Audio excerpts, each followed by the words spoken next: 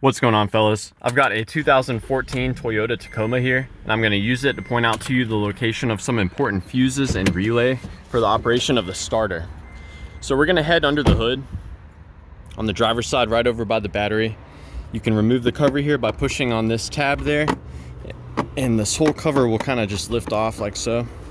And while you're here, you'll want to go ahead and make sure that your battery connections are tight. Now, as far as the starter relay goes, that's going to be this little purple relay right there. And you can try tapping on it to see if it responds. With the fuses, there's actually going to be three important fuses that I want to point out to you. The first one, it's going to be AM1, which is that 50 amp J case fuse right there, and AM2, which is the 30 amp J case fuse. Both of these fuses supply power to the ignition switch. The AM1 and the AM2 fuse, they're both needed. So AM2, that actually is dedicated to powering the starter relay. The AM1 helps to also trigger the starter relay, but it provides power to a few other things through the ignition switch. Now, when the ignition switch is actually turned into the start position, it energizes that 7.5 amp fuse right there.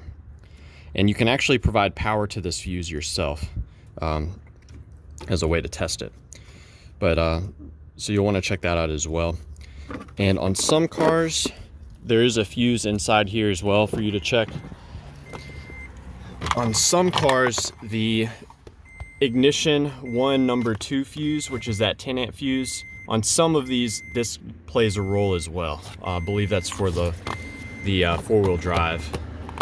So yeah, that just about covers it. I hope this was helpful. Let me know if you guys have any questions, or more importantly, any advice about troubleshooting the starting system on your Toyota Tacoma.